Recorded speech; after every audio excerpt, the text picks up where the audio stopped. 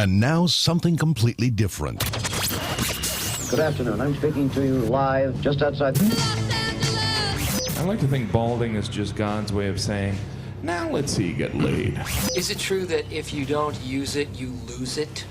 What I'd really like to do is put the greatness of this man in perspective. The hair loss community has a lot to be thankful for, having you as a spokesperson. You mean you just call this guy up? About life and about reality.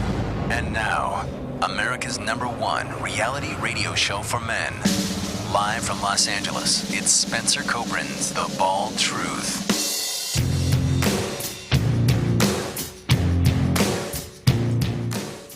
Hey guys, welcome to the show. Thank you so much for hanging out for the extra 18 minutes waiting for me to get on the air.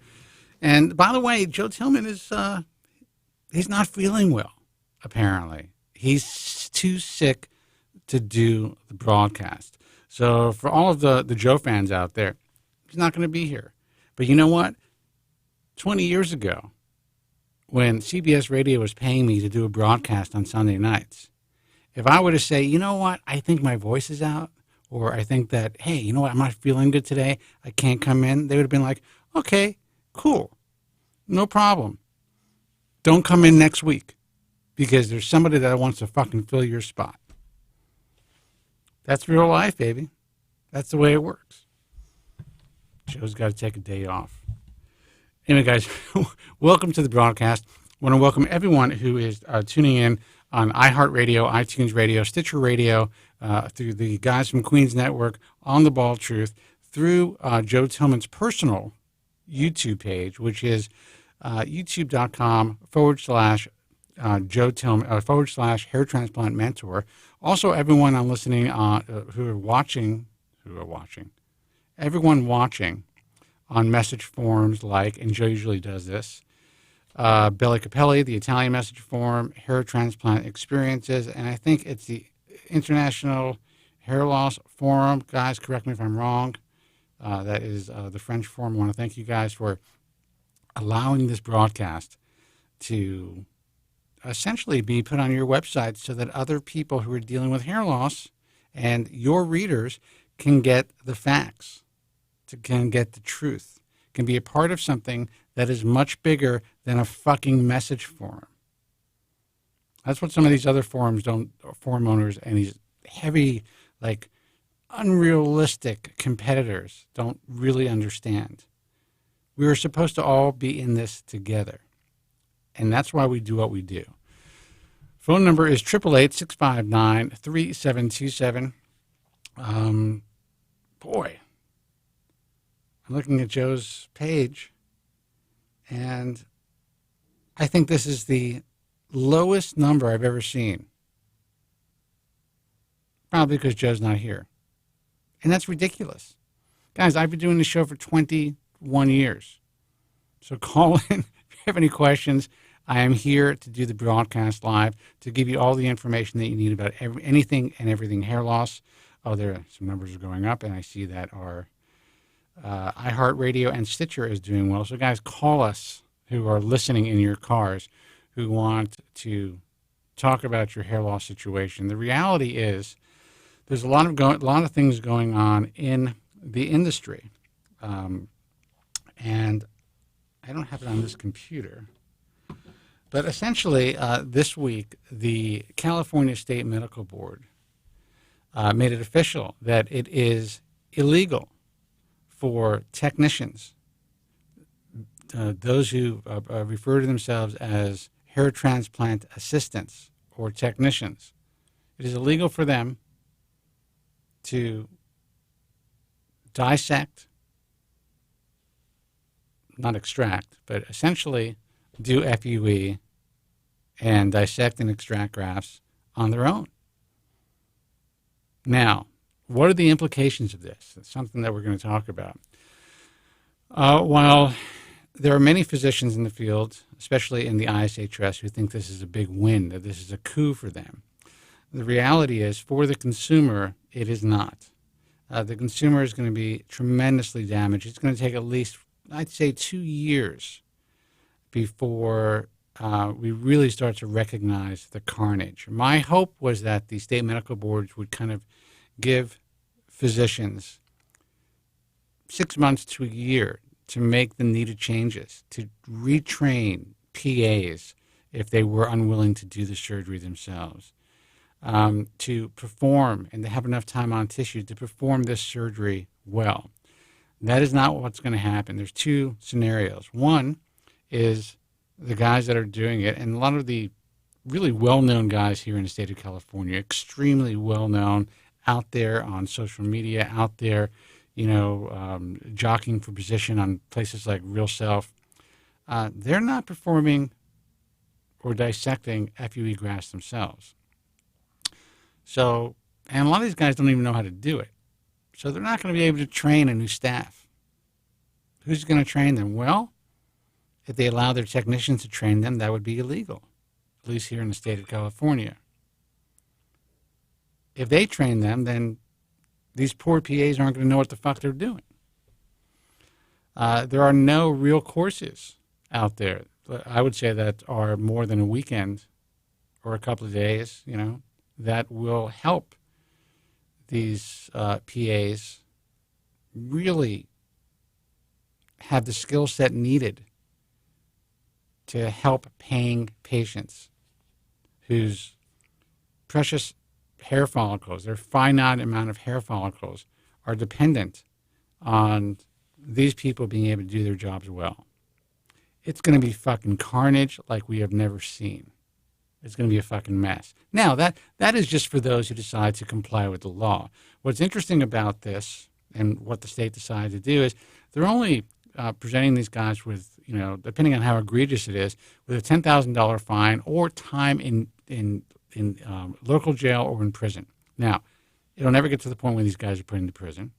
Maybe they will be fined because they don't have enough people out there to really do the legwork to kind of oversee what's happening in these doctors' practices. What's a $10,000 fine to these guys? That's the cost of one surgery, if not less. Why not make the fine, I don't know, $250 fucking $1,000 if you really want to enforce something? It's all bullshit, in my opinion. I don't think it's a great start, as a lot of people are claiming. I think it's going to do a lot of damage the way that things we're going to see things progress in the coming months and years, especially if this sets a precedent. I'm all for surgeons performing surgery. I'm all for these guys who put their credentials out there to do the fucking work themselves, but there's a way to go about things, and this was not the way. Phone number is 888-659-3727. Let's see who this is. Hey, you're on the air. Who's this, and where are you calling from? Spencer. Yes. This is Scott Alexander. Hey, Dr. Alexander, how are you, man? Good. How are you doing? I can't complain. Things are good. So you obviously heard my opening. What do you think? I did.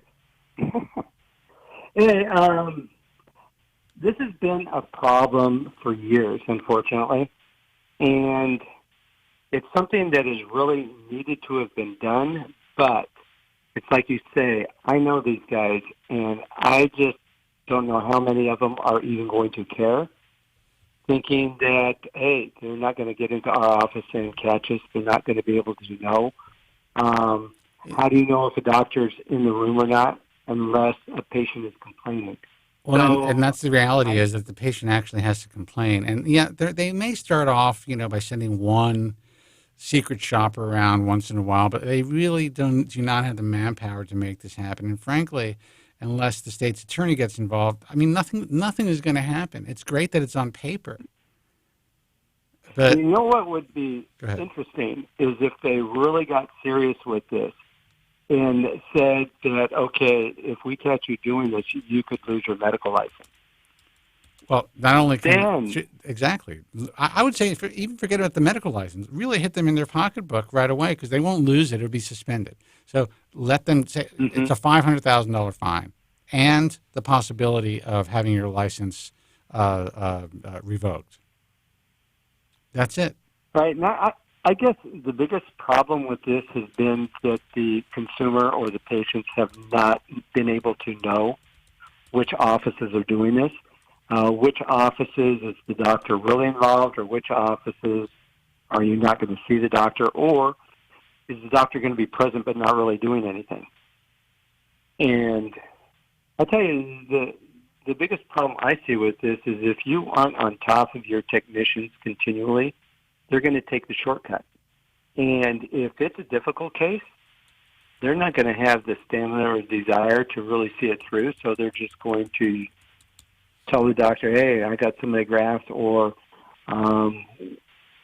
we got this many good grafts, and it's all going to be untrue. Well, that's what happened. That's what happens right now. We have our undercover tech who said essentially what they do is, and even if the technicians are forthright and they tell the physician, listen, I know that you sold a 4,000 graft case. We've only been able to get out 2,800 safely and place them. They're told not to say anything, at least according to this undercover tech. And the patient has no clue that they paid for 4,000 grafts, but they only received, 2,800. And no one is the wiser. The interesting thing with FUEs, I had a patient come to my office after he had an FUE a year or so ago, and he had digital pictures of the back of his head, and he sat there and counted every single hole where the FUEs were extracted from. And it's okay, I got so many holes. How come you said I got all these grafts? Right. And there isn't that many sites. Yeah. Well, it's because we either A, they split the grafts, or a lot of the grafts were inviolable. Had no growth either. Yeah. So, yeah, he had no growth either. So, yeah. So listen, but a problem. This is the reality of the field. People who are out there on YouTube, who are watching this broadcast, who who are watching other influencers on YouTube talking about their hair transplants. You guys don't even fucking understand the reality. This is the shit that's happening in the United States of America. Can you imagine what's happening in essentially third world countries, or even in Asian or European, in the Western world, what's happening? Yeah. It's insane, and so just eliminating the ability, or trying to eliminate the ability through the state medical boards for technicians to be involved, it's not even that it's not even enough. It's not even close to being enough. It is only going to set a completely new trajectory for this field, in my view, that is going to be worse than ever. There's going to be more illegal surgery being performed. There's going to be more PAs who are going to decide to open up their own shops because it's going to be, essentially they're allowed to perform this surgery. Doctors are going to be left out completely. Yeah. It's going to be a fucking, Can you imagine? It's going to be a mess. Well, most of the medical techs out there aren't even college graduates. They're high school graduates. Yeah, sure. Can you imagine? I mean, it's just like would be in Turkey. They get trained on how to do a simple mechanical procedure, or just. Well, but that's what's happening now. But say techs are taken out of the picture, okay, and we're talking about PAs, people with training and the ability within their scope of practice to perform all of the detailed work, including scoring the skin legally. At least here in the state of California, I know that it's legal basically across the board, and of course nurses. Nurses who are working, double, triple shifts to make, $100,000 a year, they can open up their own hair transplant practice. Yeah, yeah. And they can make millions. The sad thing about this whole thing is that I believe that right now in the U.S., there's less than 10% of the guys doing hair transplants do a good job. All the rest, they're just transplanting or moving hair from one spot to the other. I was speaking to, we just brought on, and until they're put on the website, I don't want to mention it, but we brought on someone who's offshore, been in the industry for a long time, from the Dominican Republic, does extractions themselves, really, really good at what they do. They applied, this is the first time they applied to the organization. And, we were talking about what is happening. It's funny because people are coming from California, New York, different parts of the country to go to see this doctor in the DR for repair work, when you would think it was going to be the other way around. Yeah, yeah. You know, it is Yeah, so. that is crazy. It's not even 10%. So we're talking about the numbers of applicants to the IHRS over the last 20 years. We are now at, I think I may have told you the number, over 2,300 applicants. Now, we've accepted, a total of 75 or 78, 2 of whom died, a couple have retired, so the numbers kind of go up and down. And we're going to be opening up the doors to more, doctors who really want to learn. But the reality is, it's not even 10%, Doc. Your industry is a black market. No, it's terrible.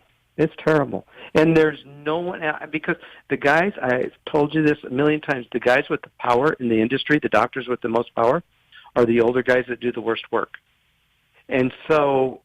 Wait, I want you to repeat that for our listeners so they understand it. Say it slowly, because what you see out there, all these politicians with these ribbons down to their fucking knees at these meetings, who, they can't transplant their way out of a fucking paper bag. No, and unfortunately, I go to these meetings and I listen to these guys talk, and it is so aggravating because I know the garbage that they're doing.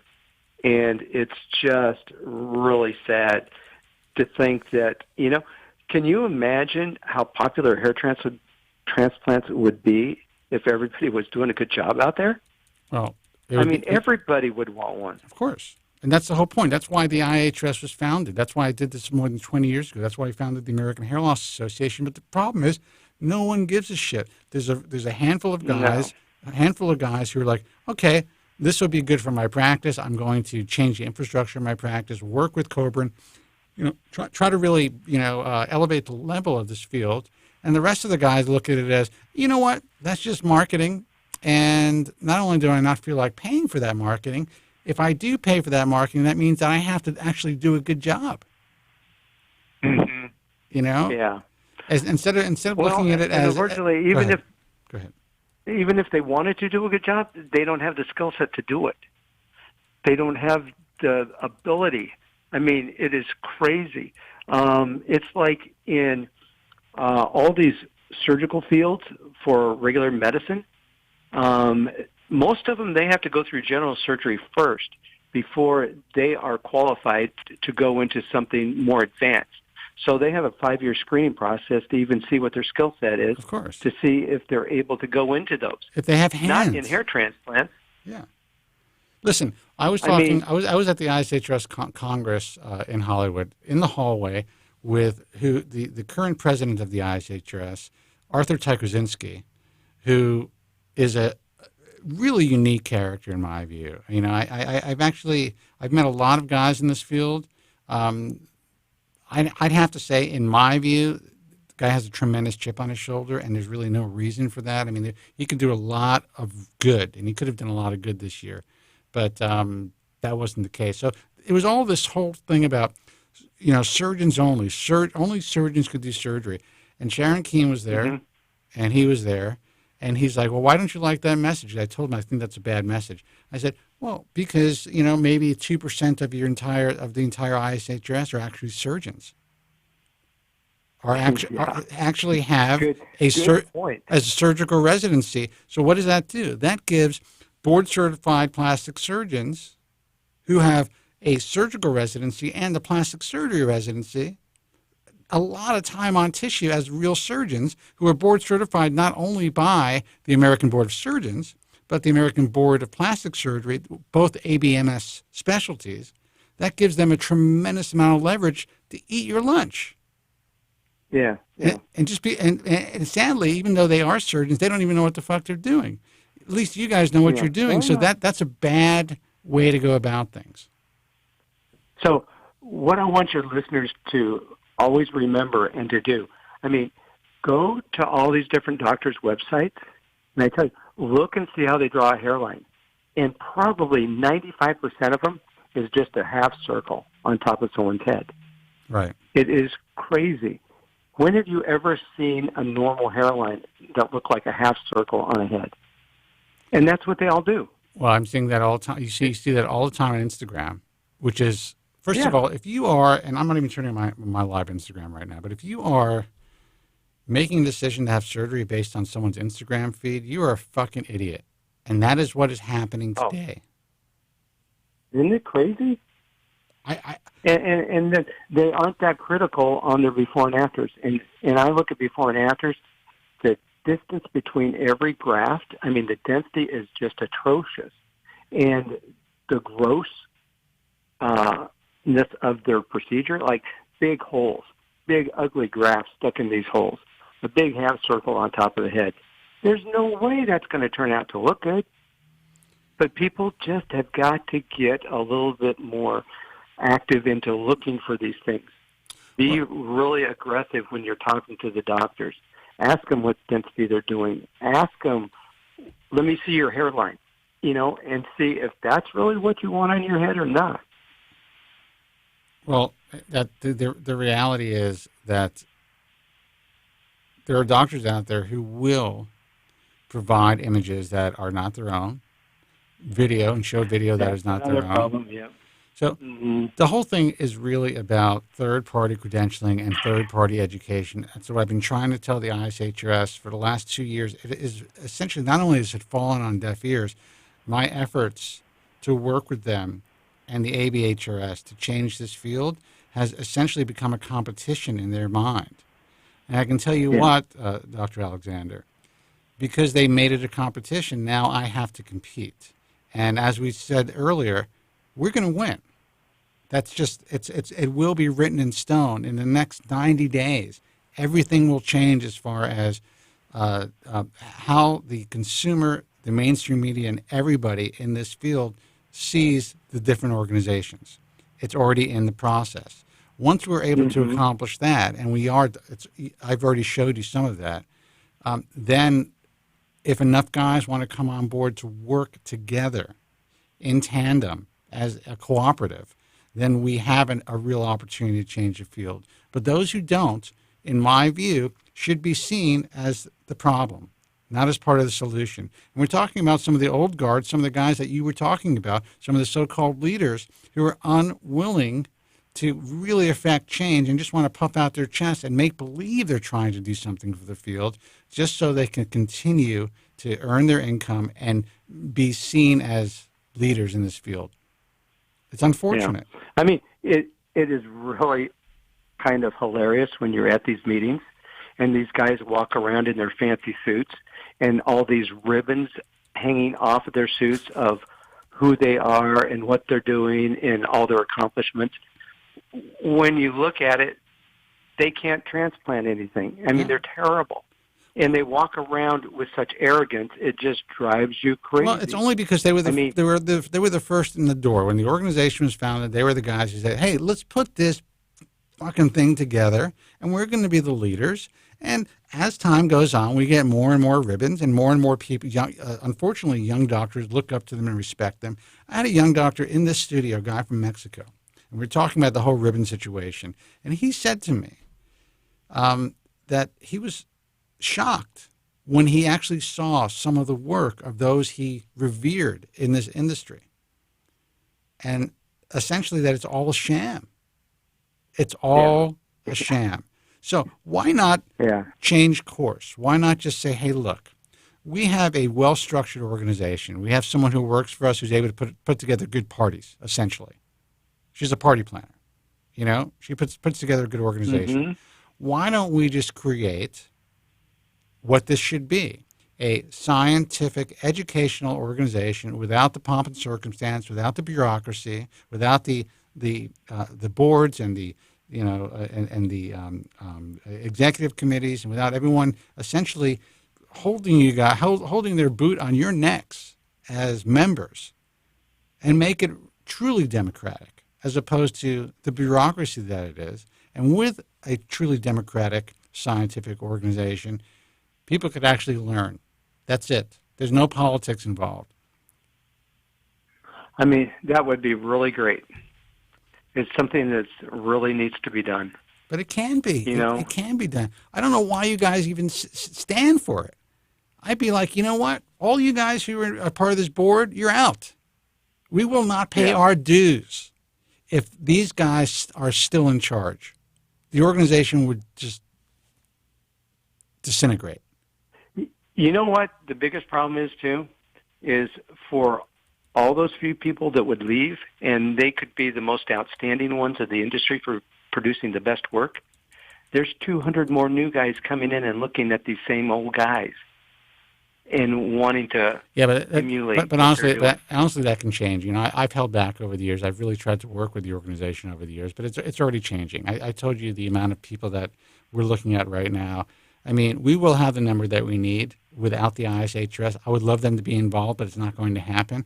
And it is my goal this year in 2020 to actually save these people who are watching this program and who are listening to the show from being butchered, because that is what is happening. That's what's happening in California. That's what's happening in the state of Arizona, as you know, you well know. You know what's interesting? Yeah. It's the same thing that's been going on since you began. Yeah, it's worse. I mean, it's worse. The same butchery is going on out there. And these poor patients are paying all this money thinking that they're going to get something great done. And after it's done, it grows in. Then they're embarrassed. They have to wear a hat. They have to hide it, and they can't go anywhere. It is just crazy. You know, the biggest problem is most of these people are so embarrassed they don't want to tell anybody. They just want to go under a rock and hide. Well, that's what happens, and that's why these guys have been able to get away with essentially, not literally, but figurative murder for years. That's why listen, let's face it. Why do you think there are awards named after people in this industry who still can't perform a hair transplant? And I think you know who I'm talking about. I know it.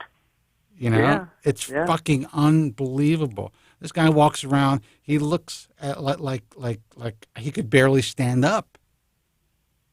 Yeah. And he's still trying. Right. He's still trying to compete in this fucking field. You just and guys, we'll take your calls in a second. This is just important inside information. 888-659-3727.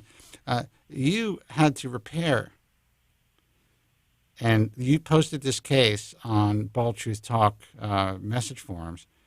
A young woman, just recently, huh? A young woman, who went to a leader, like one of the leaders, like a guy who gets awards, several awards in this industry, who's just awarded something recently.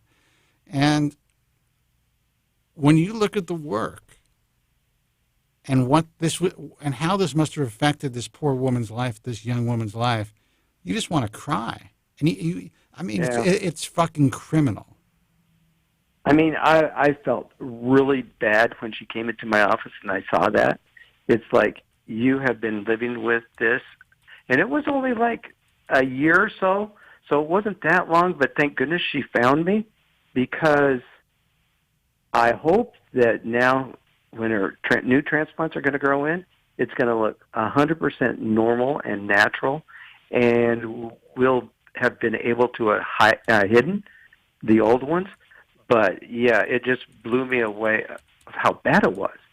You know, the scar in the back was terrible. The transplants just, I mean, you can go look at those photos on your website. Yeah, guys, go to baldtruthtalk.com. I forgot what it's under. It's actually probably under the IHRS section, under Scott Alexander's latest post. It is horrendous. And this is just this is just one person that took the time to go and get repaired, allow our pictures to be taken. This is happening every day in the U.S. So, guys, if you're considering surgical hair restoration, we're not just having a mundane conversation here about the politics of the industry. The politics of the industry is what drives all of this terrible work. And the politics of the industry is essentially what puts all of you guys and ladies into tremendous harm's way.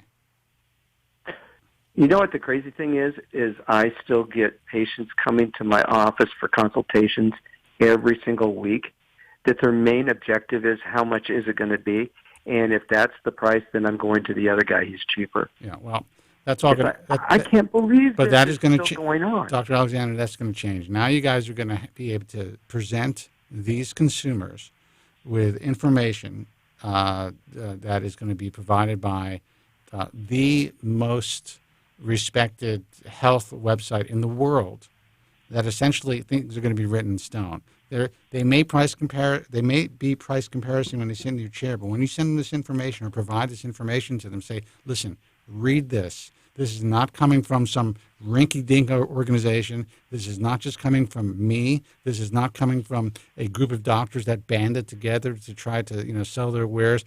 This is coming from the Mayo Clinic. This is coming from WebMD. This is coming from real resources. That's it. We're going to change the field, and then at the very least, even if it's just one patient at a time. And I know it sounds kind of corny. It can happen, and in 12 months, we can change it. I would say we can make it 25% better at least. Now, if everyone else came along, all of the politicians came along and said, you know what, let's just at least try this, because what we're doing is failing. It's an abject failure. It's failing miserably, and it's because of us that patients are being harmed. Then we would be able to turn the ship around overnight. But Dr. Alexander, we're going to get to some other calls. I want to thank you for calling in. Guys, if you are considering hair transplant surgery, Dr. Scott Alexander is part of what we do. He's been supporting the IHRS for many, many, many years. And he is a guy that I essentially entrusted a good friend of mine, hair transplant to. And the guy had a fantastic job, and he's really happy that I did it. And the reason I did that is, even though this guy lives in L.A., is that Dr. Alexander at the time was able to perform a certain type. He needed a certain number of grafts performed in one sitting. Dr. Alexander is one of the few guys at the time who was really doing and moving a lot of hair safely at the time in Los Angeles. I mean, in the L.A. area. He's in Arizona. And this guy's incredibly happy. But, do your homework, people. And so you can check him out on... I can't stress that enough. I just can't. Do your homework and be critical when you're looking at the before and after pictures. Oh, and by the way, I want to say something that's important.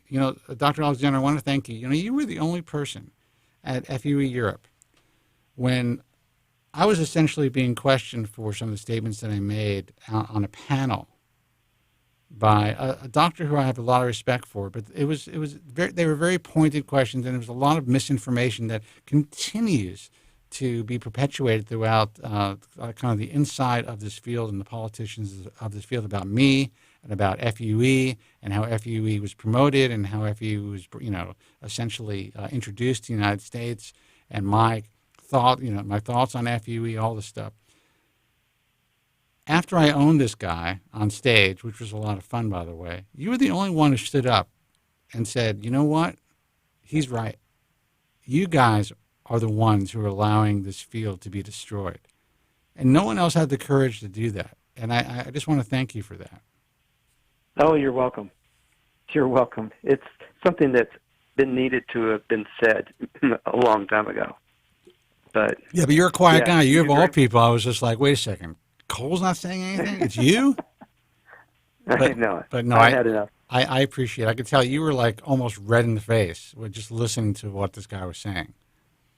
Yeah. Yeah. So. Yeah. Well, thank you very much. Okay. Well, listen, Dr. Alexander, thanks a lot for the call. Always a pleasure, and we'll speak to you soon. Okay. Okay. Well, take care. Take care. Bye-bye. Okay. See ya. Phone number 888-659-3727. That's 888-659-3727. This is one of the good guys, people. So if you're considering surgery, I'm not here to sell surgery, but contact him. Dr. Scott Alexander. He is in, I think he's in Phoenix and in Scottsdale, Arizona. And just an honest guy, a good guy who learned how to do it right. Never did plugs, never did it the old school way. A non-politician. He'll turn your way. That's it. You're not a candidate, you're not a candidate. That's the way that he rolls. Phone number 888-659-3727. Let's see who this is. Hey, you're on the air. Who's this and where are you calling from? Hey, man. You're on the air. Say hello.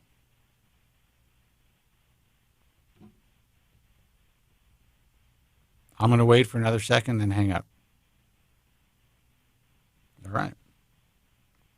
Guys, we have lines open if you want to call in, 888-659-3727. You guys were privy to some inside baseball just now. And this is not the type of stuff that you normally see on YouTube. on Facebook, on Instagram. This is the reality. This is the truth of what happens in this industry. This is the reality of what happens when you decide to sign on that dotted line, save your money, or take, 3 weeks off of work and finance something that costs more than a car in many cases. In most cases, you are financing shit. That's it. If you've been sold a hair transplant by a person who's not a physician, usually not a good idea. There are a handful of decent consultants out there, in my view. If you were sold a hair transplant by someone's Instagram page, you're just a fucking idiot. I'm sorry to say. The amount of women that contact me who have decided to have hair transplant surgery because of Instagram, is shocking. And I'm getting this every single day. People contact the IHRS or the Bald Truth or the American Hair Loss Association, and they don't just ask about a physician. They ask about a physician, and then they send a link to their Instagram feed. Oh, and this is even their Real Self page. That's beautiful. Real Self page has 5-star reviews. And if you actually read the reviews, they're reviews about rhinoplasty or liposuction or whatever it is. Maybe one hair transplant review in there. Now, a lot of these guys here in the state of California are going to have trouble actually stating that their hair transplant surgeons are being put into that category on Real Self because of what the state medical board just passed. So I'd be interested to see how Real Self handles that. But the good news is every physician in the state of California who's part of the IAHRS is doing it right. And they are performing the bulk of the surgery themselves, except, of course, of grafts and manipulation of the tissue once it's outside of the body. And what I find also interesting about what's happening and how things are progressing is it seems like the state medical boards don't understand that one of the most vital aspects of the surgery is that manipulation of tissue. It is the fact that once this tissue is removed from the body, it is being manipulated under a microscope. There could be all kinds of crush damage, all kinds of torsion, twisting, desiccation, malmanipulation, transection under, using the scalpel under a microscope. And all of this really detailed work is given to people, like Dr. Alexander said, who have no medical training. Why is that not part of this? Why is that still part of the legality of hair transplantation in the state of California or the state of Florida? That task, in my view, can be even more difficult than extracting grafts. Manipulating these grafts and handling these grafts correctly and placing grafts, 9 out of 10 hair transplant surgeons, you ask them if they can place grafts well, they're going to tell you no. They just don't do it. Some of them don't even know how to do it. And if they were forced to place those grafts themselves, these grafts would be in the wrong direction. These grafts would be twisted. They would be folded. They would be pushed in. They'd be popping all over the place. Whole thing is a fucking mess. So, guys, I'm going to keep the phone open for about 2 more minutes. If we don't receive a phone call, I'm going off the air. I have dinner plans. And, we do the live show so that you guys can call in live. So the phone number is 888-659-3727. I know Joe Tillman is not here tonight because he's sick. But there's a lot of questions that you guys have that I can certainly answer. Well, I have never had a hair transplant myself. Thank God, by the way, because I am not an emotional candidate. And I feel so grateful that I had the wherewithal to step back and say, there is something really fucked up here. The fact that you want to transplant a 22-year-old kid who has no visible hair loss at the time, I felt like this is not good. And I went to the top doctors in the world, the guys that wrote the fucking books, who are still writing the books, who are still revered in this field. One is dead, another guy's still alive, whose kids are revered in this field, who are willing to transplant me. I am the luckiest man alive. I wake up every day and I think to myself, Jesus, poor fucking Joe, what he had to go through. I'm just kidding, Joe. Will Joe be back for the next episode? Oh, he might be. We'll see. Maybe he won't come back. Maybe I won't have him back on the show. Oh, so if he's in your call, all right, you know what? I love Joe too, but the reality is you don't call the program, eventually Joe's not going to be on the show because we're not going to have a show because I won't do a live show. I came on here today to try to help you guys out, not because I need to, not because it's so much fucking fun for me, but to provide you guys with a platform to ask reasonable questions about everything that's happening in hair loss and get honest answers. If you don't want to call in, all I can say is have a good night. So phone number, 888-659-3727. The phone doesn't ring in a second. I am going to call the show. Countdown is 5, 4, 3, 2, 1. We're calling it. Guys, thank you so much for tuning in. Dr. Scott Alexander, it was a real pleasure having you on the broadcast. The other guy that called in that hung up, sorry we missed your call. I'm not the guy that give out the websites, but I will give out the baldtruth.com. If you're considering surgical hair restoration, it is the International Alliance of Hair Restoration Surgeons, IAHRS.org. If you want to learn anything about hair loss, simple stuff. Now someone's calling it. Simple stuff. The American Hair Loss Association, AmericanHairLoss.org. If you want the truth about anything in this fucked up industry, honestly, this is really your only safe place. I hate to say it. I wish there were other resources. They do not fucking exist. This person was nice enough to call. I will take his call, and then we'll call it a night. Hey, man, you're on the air. Who's this, and where are you calling from? Hi, Spencer. This is Nick from Astoria, Queens, New York. Hey, Nick. How are you? Thanks for calling, man. Pretty good, pretty good. So I've been watching your Instagram feed. Oh, okay, cool. I'm glad.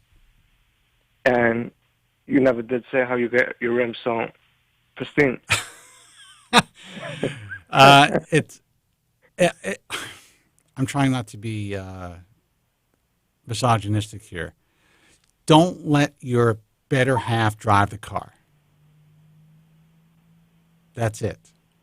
For some reason, I hate to say it, it's as though, at least the women in my life, when they drive your ride, it's as though they don't understand that you cannot, when you park the car, it's not good to be that close to the curb. It destroys your rims. Yeah, it does. You know? And this fucking car, it actually can park itself. So I would get home and I'd see the fucking rims and I'd be like, how the fuck is this possible? I'm not talking about little scuff marks. I'm talking about like torn into. So that's the secret. Don't let your wife drive your car. Definitely hit the curb then to have those big. Absolutely. Absolutely. And I know that sounds terrible. There's a lot of great drivers, a lot of great women drivers. And actually, I have to tell you the truth, Common Law is an excellent driver. She actually taught me how to drive stick.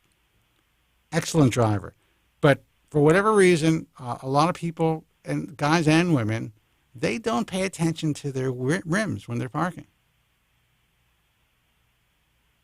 That's all I'm saying. Yeah, here I'm trying not to get in trouble. I always what was that? Pay attention, and I used to worry about rims here in New York, and I just gave up on it because it's like you got to come close, and the spots are tight, and you hear that sound of.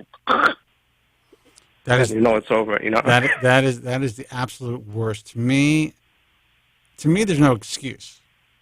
To me, there's no, especially when you have a car that has the technology to park itself. If you feel you're going to hit the, that you really are not a great parallel parker, just press that fucking button. It parks itself. But anyway, so I'm a little OCD about my cars, because in my view, this is how I feel about it. When I see a guy who doesn't take care of his ride, I'm like, that guy's got no fucking self-respect. And this even sounds worse. If I were to hire somebody to work for me, I would actually ask to look at their car to see how well they take care of their own shit. Because if they're not going to take care of their own shit, you know they're not going to take care of your shit. Does that sound bizarre? It does. And being that you're OCD, how do you pick a black car and with those swirl marks when you go through the car wash? Well, I actually have I actually have my cars hand washed. But yeah, I mean that's something that I've got. I mean, my OCD is really it's limited to certain things, so I'm kind of lucky. But yeah, the black car thing can really fuck you up. You're right about that. So what's up? What can I do for you? Any questions? So I'm back on oral finasteride for the moment. It's been like 46 days. Okay. The libido is suffering a bit. So how much finasteride are you taking? I'm taking 1.25, splitting up the ProScar. Okay, and when you say your libido suffering, I mean, what are you noticing? Just a less desire to have sex, or jerk off, or what? Yeah, that along with like my penis feels a bit numb. I was experimenting the numb with penis finasteride on and off. The numb penis is never a good sign. But you've been on it for 46 days. You still feel that numbness, or is it kind of dissipating? I think it's getting better, actually, and I'm trying to give my body a chance again to get on it. I called in. I think I told you I was on it for a long time. And once I stopped, I remember. Within a few months, the diffusing accelerated. Well, here's the good news. In most cases, clinically at least, and again, I'm not a physician, these types of side effects are transient. So if you're on the drug for 30, 60 days, a lot of times, more times than not, the side effects will go away.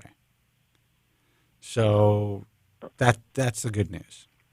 The fact that you're saying that you feel less numbness already, I mean, it kind of shows that it's starting to dissipate. So that's good news as well. Okay, so you know Graham, who calls in from Australia? I do. Good man. I've spoken to him through Instant Messenger a few times and on the show, and as you know, he's on topical finasteride. He's doing great, by the way. He's doing great on that, and I called in and I spoke to Dr. Rassman. Okay. And we did a phone consultation, and going to try the topical finasteride to see if I can have the best of both worlds. And you think that's a good idea, or? Well, here's my thing. I am not a fan of throwing the kitchen sink and again, I'm not a doctor, at the problem. You want to know, like, how much do I really need? Okay, I'm taking this oral finasteride. Will it benefit me to the point? I'm dealing with some side effects now, hoping that they're transient. If they are transient, and they should be in most cases, how much finasteride do you really need to get their desired results? And is it going to be overkill? And also remember that even topical finasteride has a systemic effect. So will adding topical finasteride increase your likelihood of having adverse side effects? It's possible. So I'm assuming these are questions that you asked Dr. Rassman. I would love to know what his answers were. He said there's some people he just started prescribing it. He said there's some people who are complaining about it going systemic. Right. So I think he's like in a couple months of doing it. Well, I think that's those are very honest responses that he gave you, or statements that he made. So in my view, if you're just trying to kind of like play catch up your dosage of finasteride in your body, have the best of both worlds, I would probably wait. And again, I'd talk to your doctor about this, but I would probably, if it were me, I would wait to see if the side effects from the 1.25 milligrams a day go away. And if they do, and you still feel like you need a little boost, you can try to up your dosage slowly. And you titrate to the point, try to titrate to the point where you are getting a great benefit without dealing with the adverse side effects. How long would you give it? I would wait at least to 60 days to make sure that you have no side effects anymore from what you're taking right now. And you also may notice that you're getting results in 60 to 90 days. Some results, meaning a cessation of hair loss, a slight reversal of miniaturization, where you're noticing that the quality of your hair is slightly better. And that 1.25 may be enough for your body. Listen, I take 1 5 milligram dose once a week of finasteride. If you ask any doctor if that makes sense, they're all going to say, well, according to the literature, this doesn't make sense. Well, you know what? It makes sense to me. It works for me. I've been on this drug for 20 some odd years. And at one point I was on 7.5 milligrams of finasteride a day. And I had no adverse side effects. I was very lucky. But I went nuts with this shit. And then the longer I was on it and the more that I read about, intermittent therapy with different drugs, the more I thought to myself, well, you know what? It makes sense. If it takes 2 weeks for my DHT levels to get back to baseline after my last finasteride dosage, then if this builds up in my body long enough, forget about its half-life. Everyone worries about its half-life. If my DHT levels and this drug is in my body long enough, that means it's going to take a full 2 weeks before my DHT gets to a level where it's going to start to potentially miniaturize my hair again. And it takes longer than 2 weeks. I mean, it can take a month for some people. So my theory was, why not take my dose once a week and see what happens? I started to do it 3 days a week, whatever it is. And I brought it to the lowest dosage that I thought would work. Look, I may be the anomaly, but I know other guys who have done the same thing, people in my personal life, and they're doing well. So you may be the guy who just has tremendous success on 1.25 and doesn't need to add anything else. You don't need to spend any more money, and you don't need to put anything else on your head and in your body. So I would wait. Yeah, I mean, I have to, this is like the last, this is like going to hold the line if it's going to hold it. Yeah. Well, I would say give it a chance, because once you introduce more, especially anything topical, you can go through a shed again. So I would wait. I'm not trying to take business out of money out of Dr. Rasmussen's pocket, but I'm being completely candid. That's what I would do if I were you. Okay. How about switching from oral to topical at some point? You think that? Holy shit! That you can have the same problem. However, I'm not saying it's a bad idea.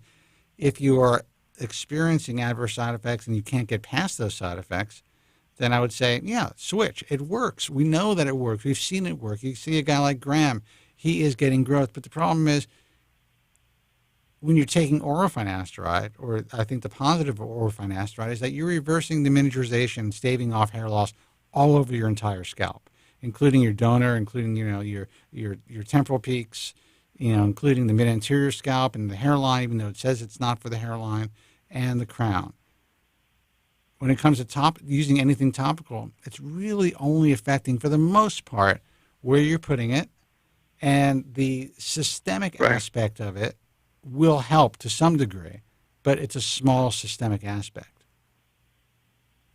So I'm a personal fan, and I'm not a physician. If you can tolerate oral, tolerate oral. I said that to some chick once, and it was a whole thing. If you can tolerate taking oral finasteride, that's, in my view, as a layman, non-physician, not medical advice, that's the way to go.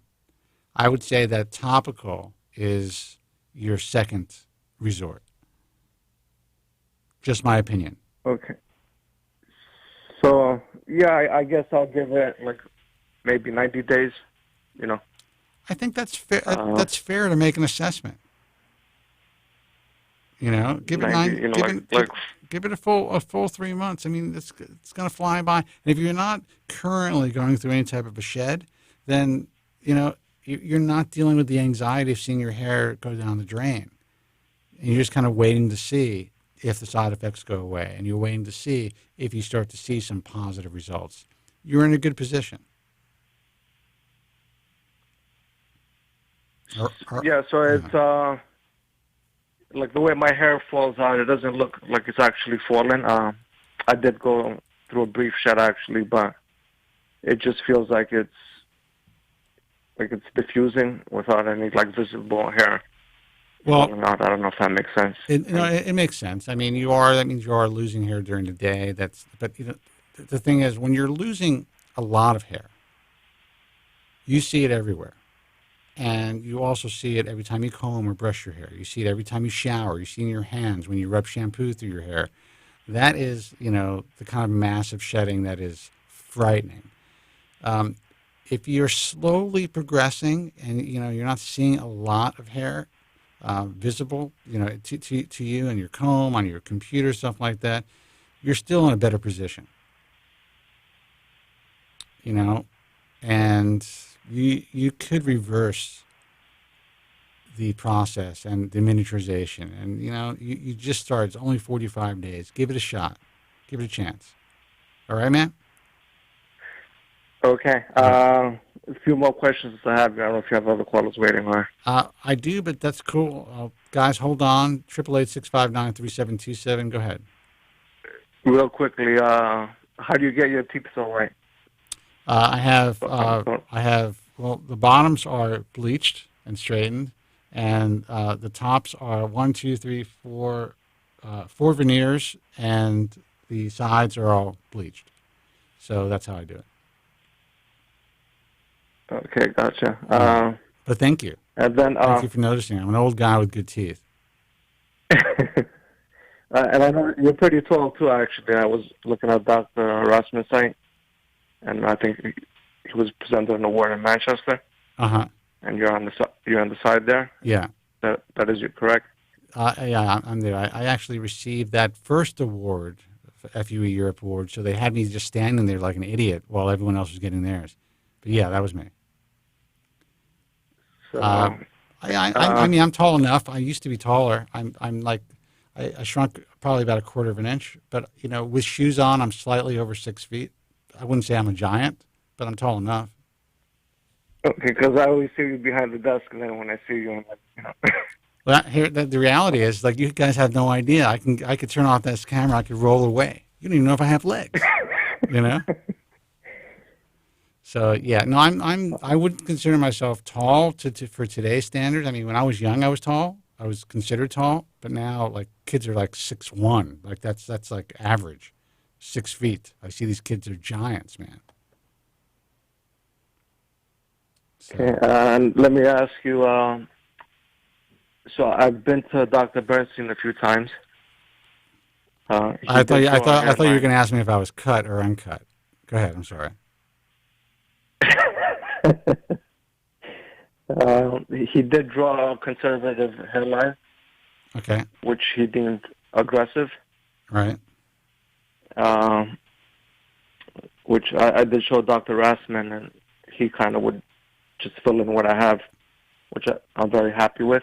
Yeah. I was wondering why Dr. Bernstein is so conservative with his like line draws and. So let me ask you this: you said that he drew a hairline that was higher than your current hairline, or lower? Yes. Okay. He doesn't like to. Higher. He doesn't. Yeah, higher. He doesn't like you to use the word conservative. In his mind, he will say that it's the appropriate hairline. So essentially, what he probably wants to do is give you density behind your current hairline, thinking that you're probably going to, if you're, you sound young. How old are you? 45. 40. Jesus, you sound younger. That's good. Then you're not young. It's a whole different story then. I'm just kidding. I would say that it's possible because you are slightly older. You are at the middle age range. That he wants to give you more of a conservative density behind your natural hairline. So in the end, it's going to look like you have much more volume of hair, but you're still going to have a kind of a thinning appearance. Dr. Rassman himself, in my view, seems to be a little bit more aggressive than Dr. Bernstein in general. Even though they used to work together, and that Dr. B used to actually work with the New Hair Institute for years, and Dr. Bernstein actually worked for Dr. Rassman for quite a long time. But Dr. Bernstein he's always had a more conservative approach. He wants no problems. He just wants patients to understand that we may have to go in there a second time. You could always lower your hairline. You cannot bring it back up. Take it back. Yeah. Makes sense. Dr. Rassman told me the rule of thumb is like one finger above the top. Your top wrinkle. Front line on your forehead. Yeah. And again, people say that all the time. I don't buy it. That is just. I mean, who made that rule? And then there's the golden triangle. Is that what it is? And then you have, every person's facial structure is slightly different. Every person's, distance between their eyebrows and their natural hairline is slightly different. I really think someone has to be a true artist, in my view, someone who has really good aesthetics to understand what the perfect hairline placement is going to be for that individual person. And to me, honestly, I'm not a doctor. I've never performed a hair transplant. I can do that shit in my sleep. It just comes naturally to me. I think Joe Tillman's the same way. I could see it I know exactly where I believe someone's hairline should be placed. And it's just it's a natural aesthetic. Some people have it and some people don't. And you can tell who doesn't by a lot of leaders in this field. You see where they place hairlines. It's just unbelievable. So, all right, man, listen, we're gonna take some more calls. Thank you so much for calling, and I really appreciate it.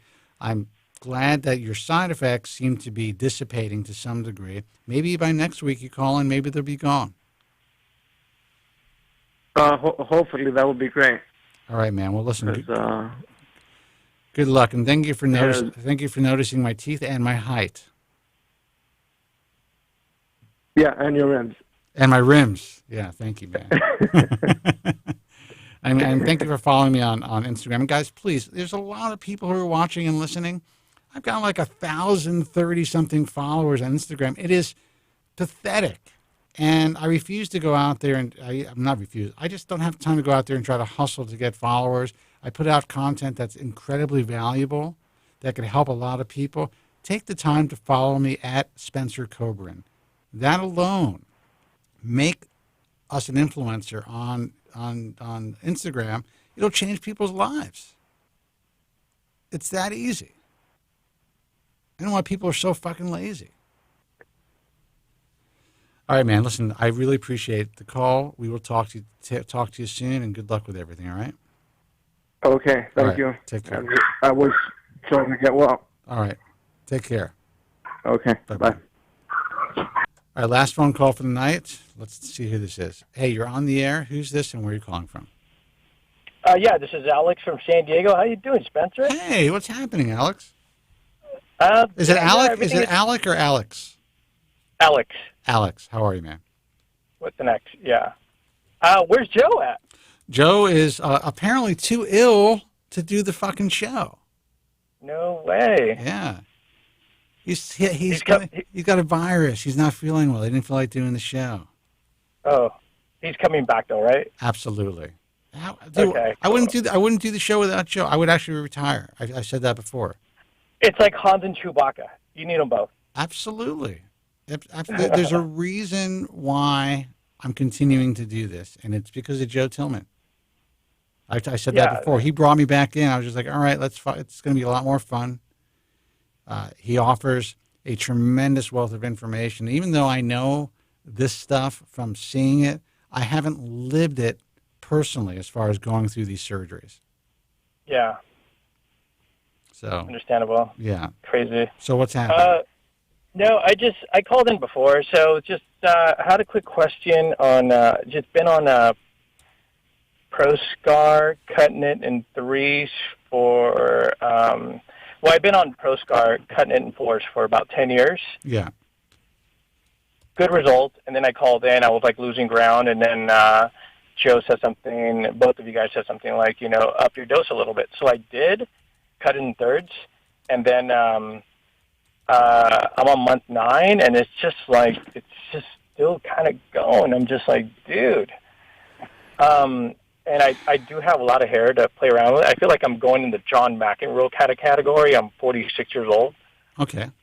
All right. Well, I mean, the fact that you're 46 and you still have that much hair. Now you're talking about young John McEnroe when he was just starting to recede? Yeah, I feel like I'm going in his whole everything, where he is like now too.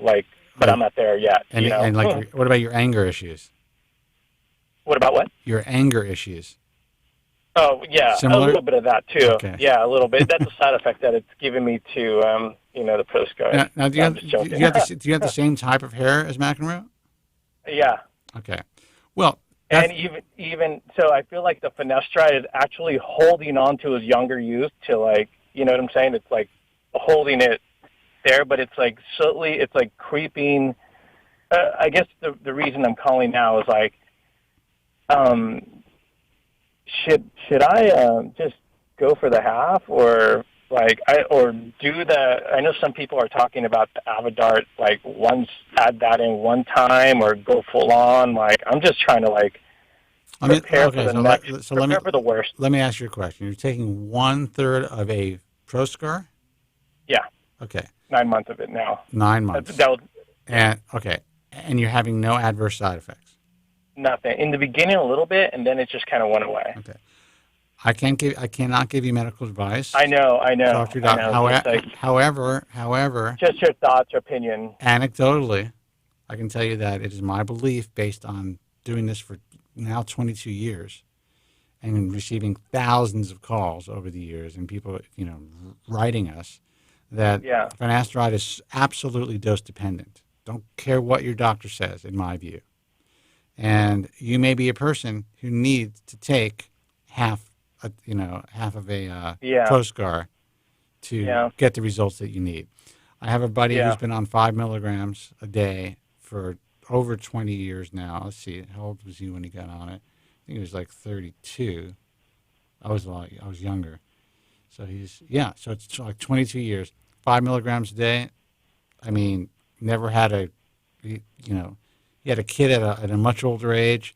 Guy screws cocktail waitresses 2 at a time. And he's in his 50s. Yeah. So. Yeah, I think that my only concern was the long term on half. What is that going to increase everything more? I mean, you know what I mean? Because if I'm on this drug for the long haul. How old are you now? 46. How much longer do you think you're going to live? I don't know. I'm just wondering if it's safe to take it. You're going to worry. You're going to worry about getting some sort of bizarre cancer when you're 80. It's probably going to happen anyway. Now, listen. Anytime you increase, and I am joking to some degree, anytime you increase the dosage of a medication, anytime you use more medication or different medications, incorporate into your body, you're affecting what can possibly happen to your body, just like you are if you're drinking 2 cans of Coke a day, just like you are if you're going to McDonald's 3 days a week, just like you are if you're out there drinking and smoking cigarettes once in a while, like I still do once in a while. If I'm getting really loaded, I'm searching for someone to give me a cigarette. ridiculous. I'm 54 years old. So, everything, there's a risk-benefit ratio. And you're 46 years old, you want to keep your hair, you're already on the drug. Do we know that increasing the dosage is going to make side effects potentially worse? Not necessarily for you. Do we have any data showing that increased dosage can harm you down the line? So far, none. Yeah. So, you got to make that choice. Yeah. Is there any way to, let's just say if I increase the dosage and I didn't get the benefits of what I wanted for the full year, like, okay, cool. Can I just go back down? Absolutely. To where I was? Absolutely. I mean, it's anytime you change your dosage, it's always possible to go through an effluvium.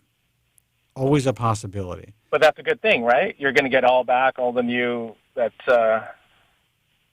an effluvium is a shed. Yeah, I know. Yeah. It's like, isn't that like when you get the shed, you get the results? In most cases, you do. In some cases, you just get the shed. So that's the reality. People don't tell you that, but that's the truth. Some guys will start going through an effluvium, and it'll just continue until they're bald as a fucking egg. And then there are other guys who go through a Tillman effluvium, lasts 2 months. It freaks the shit out of them, freaks them out, and then everything starts to reverse, and they're just, living the life. You don't seem to have really bad, from what you're telling me. Did you have a really bad shed? I don't. No, it's just like I'm pretty solid. It's just starting to get a little thin, a little bit, just full head of hair, and I'm basically just, a little bit of the crown is starting to be visible to me, and a little bit of the front area and the mid top is like when I get out of the shower, it's just getting visible to me, but no one else. Let me ask you: Are you in a relationship? You married? What's the story? In a relationship, yeah. Okay, man or woman? But it's just no, woman. Okay. But it's just to me. I'm just keeping it. Yeah. Well, no, of course it's for you, but I got to be honest with you. I spoke to this woman, and this happened before. Remember, this one woman came up. She's a neighbor of mine, and found out, knew what I did, and a relatively new neighbor of mine. And she started to ask me about her husband, and she went into this whole thing like, listen, you got to help him because I did not sign up for this. Oh, man. And I'm just like, I told her, I said, that's one of the most fucked up things I've ever heard. And I'm like, do you think he signed up for your boob sagging, eventually? Probably not. Yeah. Yeah. She did not like this. And she was an Asian chick who got very offended. Man. But but that's the reality. I don't hold back. That's my problem. What's on my mind is on my tongue. But the reality is that there are people out there who have to deal with that anxiety of their woman just being fucked up over hair loss. You're lucky that you're not one of them. So that's a plus. Yeah, it's just for personal for me. That's it. But then again, I don't know. Maybe I could stay on the drug and then just see where it goes down the line, kind of like what you're doing, and just ride it out until see what happens. I could drop dead tomorrow. I found this thing on my scalp. I got to go to see a dermatologist. I'm like, okay, that's it. What is this? Is it skin cancer, or is it a solar keratosis or an acetokeratosis, which it probably is? And I'm just like, but whatever it is, I don't want to get anything cut off my scalp because there's hair there. But whatever it is, you got to deal with. And exactly. Joe can come on the air next week or in 2 weeks and just say, we got some really bad news, or in some cases, for the industry, they'll say it's good news. Kobren's dead, and that's it. Now, would it have helped me to worry about any of this shit? No. Yeah, right. Yeah. Doesn't help me. Doesn't help me to worry about, to look in the mirror like I did, 10 times today to see what the fuck's going on in my scalp. Doesn't help me at all. So take some advice from somebody with OCD. Yeah. Don't let any of this stuff really control your decisions, because there's no causal evidence that taking this drug for the long term has any real long-term adverse side effects. Yeah. So no, that's pretty much it. And that's what I was just kind of confused in. Is like I know some people are mixing in that Avodart in there, like once or twice a week, or like, and I didn't want to make that big the half dose and not like, oh, you fucked up already. Yeah. Oh, you should have did this. Oh, okay. Now, now it's too late. Now, you know what I'm saying? Yeah, I think you're doing it the right way right now, and I think that I would move in the direction that you think is going to be best for you. Do it slowly. Avodart's always going to be there. Yeah. It's there, just like surgery. Yeah. It's waiting for you, man. Yeah. You know? And the thing is, I got a good response on like when I first started ProScar, it just gave me a full Norwood, like, that was a Norwood sketchy too, and then it just turned into a Norwood. I got like my junior high hair back or something. It just went back. I was like, wow. That's pretty impressive. I'm going to use that term, Norwood sketchy 2. I'm like a Norwood sketchy 3. So I like that. But yeah, I mean, the drug does work. So dude, this drug changed my life. I don't care who gives me shit about talking about it. This is my experience, people. Changed my fucking life. I would not be behind this mic. I would not have been published. Probably not.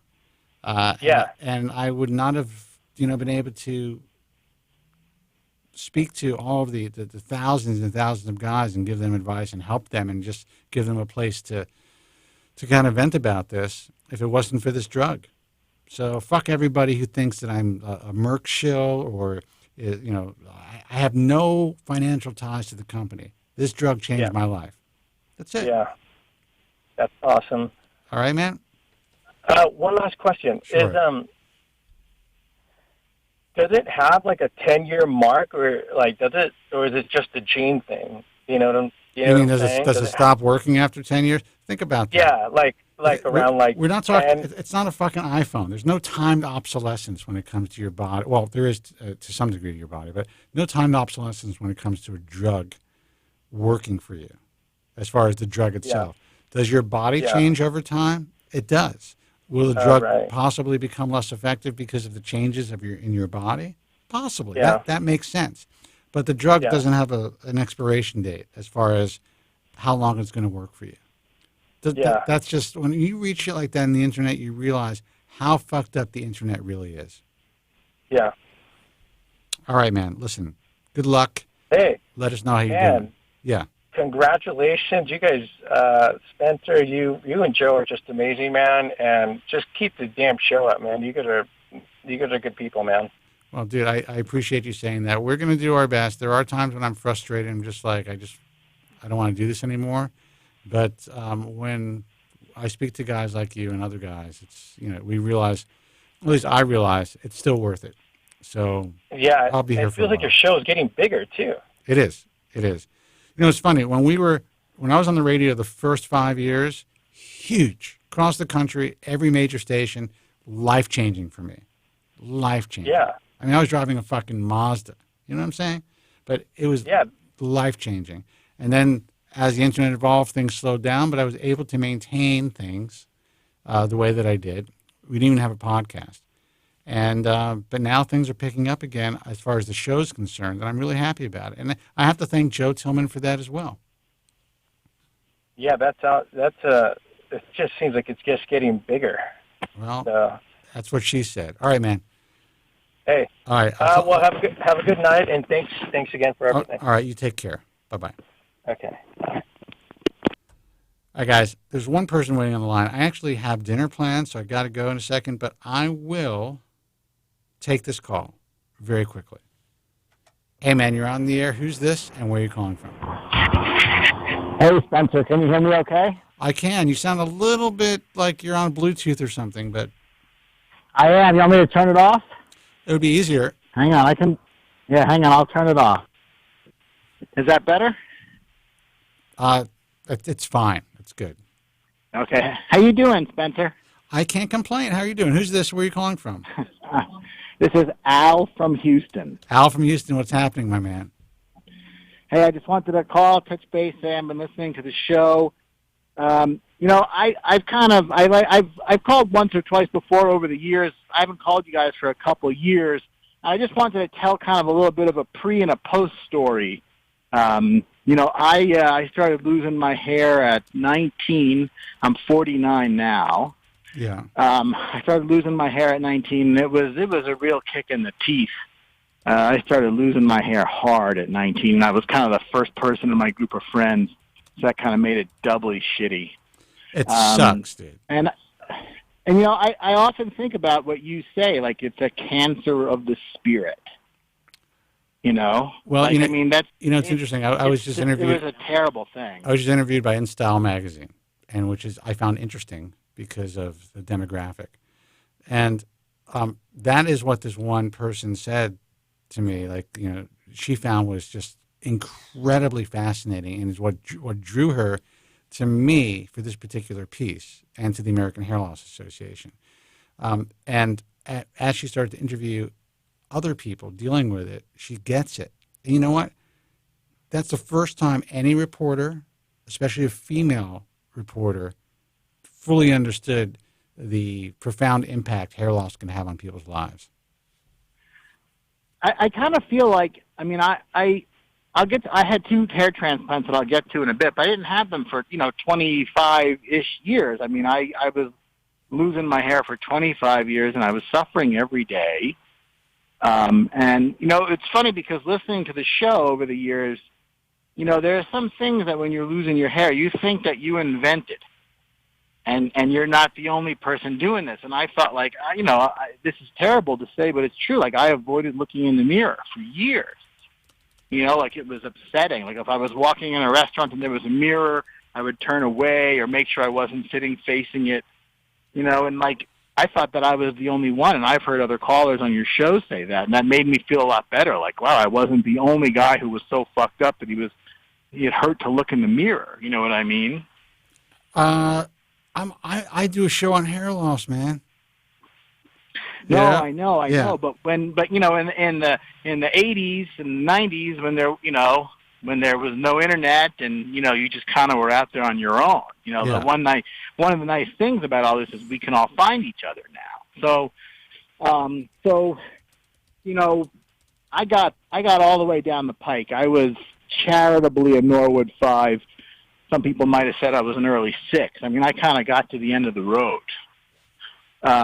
And then I just kind of realized I had to do something. And I had been on minoxidil for years, and I had been on finasteride on and off, which didn't give me a lot of benefit, unfortunately. I'm sorry. And I ended up having FUT twice. I had 2 FUTs about a year apart. My last FUT was, I guess, 4 years ago now. And it is nothing short of miraculous when it works. And I knew going into it that, there's risk. I could not have gone into the surgeries with my eyes any more open. Sure. It's interesting because I kind of feel like I've come all the way through and I've kind of been spit out the other side. So I had 2 FUTs by an IHRS surgeon, somebody you know well. And it went well. I really can't say it didn't go well, and I got a good result. And, I don't look like I'm 18. I never will, and it's not the density that it was before. But, I kind of feel like it kind of allowed me to sort of finally put this in a box and put it on a shelf and kind of live my life again in a way that I couldn't when I was suffering from all this. It's really I almost feel like my life is bifurcated into before and after I got my FUTs, which sounds like a dramatic thing, but it's true.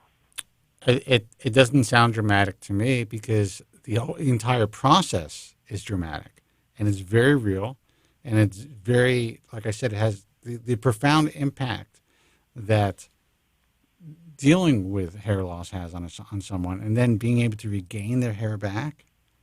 It's mind-blowing. I have seen guys, and it's just as mind-blowing the guys who've been fucked up. That's even worse. That's even more profound. Oh, I know. But if you have a great hair transplant, and there are a lot of people who do, excuse me, a lot of people who do. We always talk about the bad ones, but the reality is it is life-changing, and that's why I get so angry at how this procedure and how this surgery is being commoditized and how it is looked at as a nothing procedure by so many cosmetic, plastic, and facial plastic and reconstructive surgeons who are willing to just throw somebody in a room with a bunch of, per diem techs, and they have no idea how this is going to affect this person's life, and the opportunity they have to really help these guys, and they turn their backs on them. It fucking pisses me off. Well, and we don't talk a lot. I think I should say that on the show a lot. There's not as much talk about sort of the period after the surgery, but it's a tough recovery. I mean, the first 3 months you look like hell. I'm a fair-skinned guy. I mean, I was really red for months, and you look way worse before you look better. But there is light at the end of the tunnel. And like I said, I'm a couple of years out of my second FUT now, but it really is. It's quite a transformation. Like I get up in the morning, I take a shower, I don't even look at my hands. I don't. I'm not worried about losing hairs in the shower. And I get out of the shower, I comb my hair, and I walk out the door. Like that's something that was unimaginable to me 5 or 10 years ago. Who is your surgeon? I don't usually say, because then it just kind of becomes about the surgeon and not about me, but I will just say that he's one of your members, and he's somebody that you know very, very well. You've had him on the show, and you talk about him all the time. So I'll leave it at that. I don't want to be anybody's pitch man.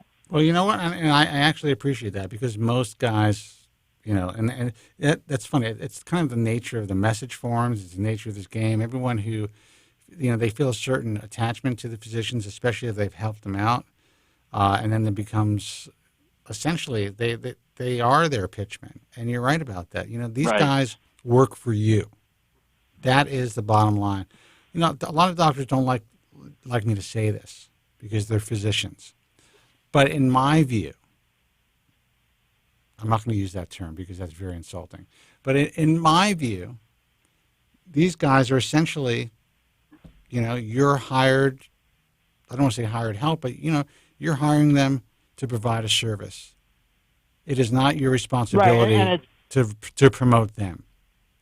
That's it. Right, and it's different than, it's not like you had a ruptured appendix and you had to go with somebody who was saving your life. Like, this is an elective cosmetic procedure. Like, you can't say it's anything but. And like I said, when I had my 2 surgeries, and I had them both by the same guy, I knew I was taking a risk, and I just remember thinking, like, well, whatever happens, I'm not going to regret this. That was kind of my mindset.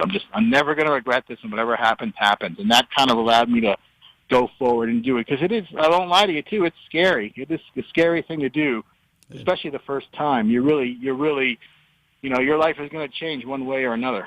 I was asked, I keep getting the spam texts, really weird. I was asked,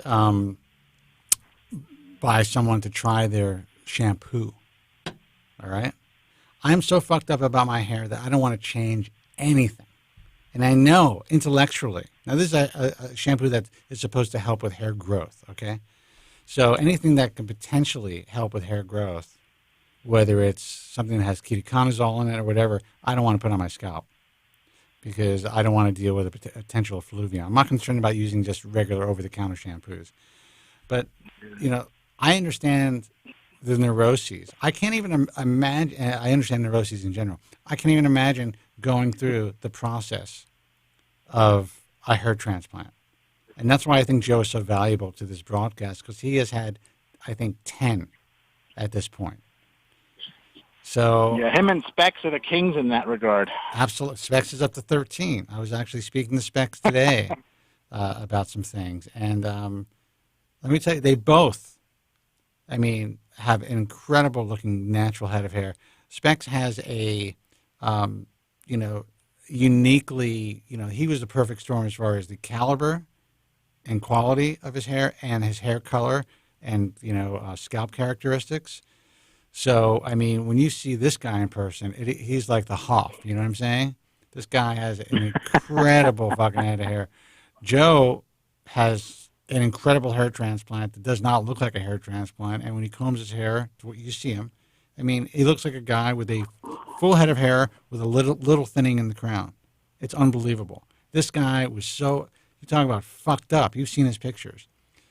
No, yeah, of course. You know, so all of you guys, you know, I mean, it's important that people see and know that these positive results exist. It's as important, if not more important, that we continue to hammer home the idea that, honestly, most people are being fucked up today. You are the anomaly when it comes to hair transplant results. Yeah, you know, I got enough donor. I could do a third if I ever wanted to down the line. I don't know if I ever will or not, but you know, I had good results. I could always do it again, but for now, I think I'm good. But well, that's kind of why I was calling. I wanted people to hear a good story from someone who really suffered for a quarter century and got, you know, really down the rabbit hole before he got some real help. Well, listen, man, I'm glad that you were able to get help, and I'm glad that you found the IHRS and an IHRS member who was able to change your life, because that's what we're trying to do. Yeah, no, you guys are changing lives. You guys are changing lives every episode. Well, that's great to hear. Now I'm going to enjoy getting drunk tonight. All right, well, listen, I'll let you go. I listen to every show, so you guys keep at it, and just know that, you know, you and Joe, everybody appreciates it. Well, I mean, you and Joe, everybody appreciates it. Well, and we appreciate you, man. So thank you so much for your patronage, and I'm really glad we were able to help you. All right, I'll talk to you guys soon. Right. I'll be listening. Take care. Bye-bye. Bye. All right, I'm out of here. I already gave out the websites, so I don't have to do it again. Let me give out Joe Tillman's personal website. That's hairtransplantmentor.com for everything Joe Tillman. Guy's sick. He couldn't do the show. I call bullshit. I think he's like out. He went out with his wife. They're screwing around. Got a bucket of chicken, and he's watching the show laughing right now. But, you know, whatever. And also, guys, join us on Joe Tillman's personal YouTube page, which is youtube.com/hairtransplantmentor. We are building that page for a reason, as opposed to something on like the Bald Truth page or whatever. So shows are being housed on that page. The live stream is going through YouTube, that particular YouTube page. It's being embedded then on the Bald Truth, which is terrific. All the other embeds, not on the message forums, but you know, it's going through the GFQ network. So take the time to subscribe to that page. Take the time to ring that bell so that you can be notified when we go live. Take the time to like this particular broadcast, because it really helps. And while, you know, currently Joe does not have the most subscribers out of these YouTube hair loss guys, the reality is he should. He absolutely should, because everything I say can be so misconstrued and fucked up. The reality is, while I believe that some guys think they're trying to help people, and some guys are nice guys and are doing a pretty good job, for the most part, well, I could say there's nobody that's really been in this field. There's nobody that really understands all the nuances and every aspect of what goes on in hair transplant surgery. There's nobody that's out there on YouTube that has truly seen everything like Joe and I. We're in the trenches. I've been doing this my entire adult life. This has been my career. And Joe's a guy who's had 10 hair transplants. We know where all the fucking bodies are buried. If you're considering a product or service to treat your hair loss, laser caps, all this stuff, if someone is selling their own laser caps, I'd say that's a red flag. Now, until I start selling them, because that will happen. There's going to be a time when I'm just like, listen, guys, I'm selling out. Buy this laser cap, because if you buy this laser cap, at least we're going to be educating more people. So when that time comes, I'll let you know. But, you know, seriously, I mean, really take the time to subscribe. Take the time to like his posts or comment on these videos, and to like this particular show. We've had a lot of people in the room. There's only 17 likes. I'd like to see more. But anyway, guys, until next time, be strong, God bless, and thank you so much for listening. Have a good night. Thank you very much. I'm sorry for any inconvenience you may have been put to prior to the program, and I'm glad you enjoyed it. And if you could now leave by the exits at the rear, that'd be splendid. Thank you. Good night.